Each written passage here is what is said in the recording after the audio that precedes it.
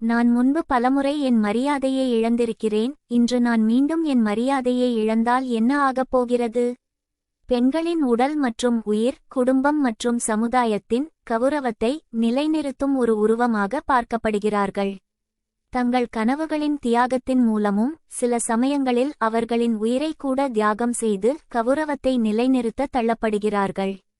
பெண்களின் உடல் மற்றும் உயிர், குடும்பம் மற்றும் சமுதாயத்தின் கௌரவத்தை நிலைநிறுத்தும் ஒரு உருவமாக பார்க்கப்படுகிறார்கள்.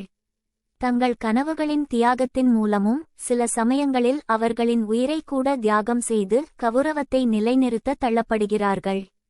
நான் வெகுநாட்களுக்கு முன்பு என் மரியாதையை இழந்தேன். நெரிசலான வரிசையில் அம்மாவின் பின்னால் நின்று கொண்டிருந்தேன். முதன்முறையாக என்னை தொட்டபோது பின்னர் அதே நல்ல மனிதன் எனக்கு ஒரு குச்சிமிட்டாயை கொடுத்தார். நான் இரண்டாவது முறையாக எனது மரியாதையை இழந்தேன். நான் வீட்டிற்கு தாமதமாக வந்ததற்காக அறையப்பட்டேன் என் சகோதரன் முன்னால்.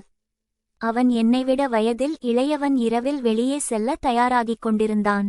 நான் மூன்றாவது முறையாக எனது மரியாதையை இழந்தேன். அவர்கள் என் அம்மாவை வீட்டை விட்டு வெளியேற்றியபோது அவர்கள் சொத்தில் மகள்களுக்கு பங்குகள் கிடையாது என்றபோது நான் என் பயம் நிறைந்த கண்களால் பார்த்து கொண்டே இருந்தேன்.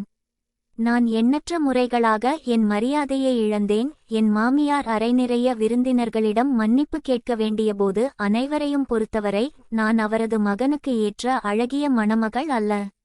இன்று நான் மீண்டும் எனது கௌரவத்தை இழந்தால் என்ன நேரிடும்? நீங்கள் என்னை நெருங்கும் போதும் உங்கள் உதடுகள் என் உதடுகளை அணைக்கும் போதும் என் உலகம் மறைந்துவிடுகிறது. ஒவ்வொரு முறையும் என் கண்கள் உங்கள் கண்களை சந்திக்கையில் ஒரு அந்நியருடன் பேசுவதாக உணர்கிறது. இன்று மீண்டும் என் கௌரவத்தை இழந்தால் என்ன நேரிடும்? நடக்கக்கூடாத பாதையை நான் நடப்பதால், என் முகமூடிகளை இழப்பதால் எனக்கு நான்தான் ஒரு நல்ல துணை.